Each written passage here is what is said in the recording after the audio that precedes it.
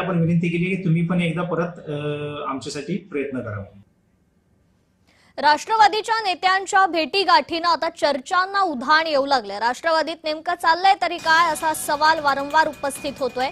पटेल, तटकरे, जयंत पाटील आणि मुख्यमंत्र्यांमध्ये आधी चर्चा झाली, नंतर जयंत पाटील आणि मुख्यमंत्र्यांची भेट झाली। सुनेत्रा पवारांची तटकरेंसोबत बैठक झाली।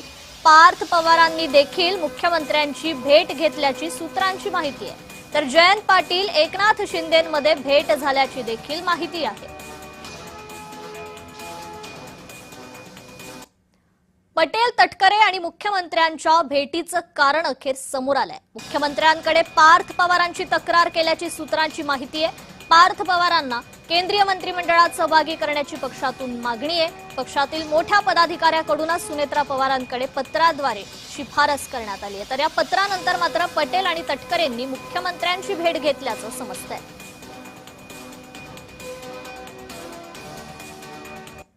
तर राष्ट्रवादीचे प्रदेश उपाध्यक्ष उदय कुमार यांनी पत्रातून काय शिफारस केलेली आहे पाहूयात। पार्थ पवार हे खऱ्या अर्थानं 21व्या शतकातील उमद्या तरुणांचं नेतृत्व आहे।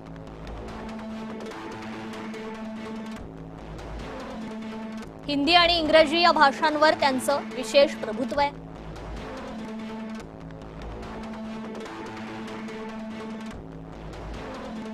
पार्थ पवारांचं उच्च शिक्षण लंडनमध्ये झालं।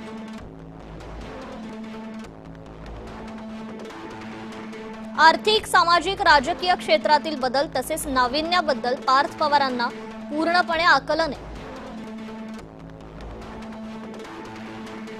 21व्या शतकातील तरुणांचा चेहरा म्हणून त्यांच्याकडे पाहिलं जाईल।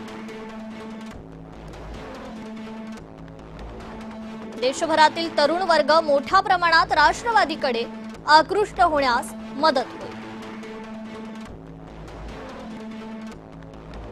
शिवशाहू फुले आणि आंबेडकर यांचा वैचारिक वारसा आपल्याला पार्थ पवारांच्या माध्यमातून देशभर घेऊन जाता येईल।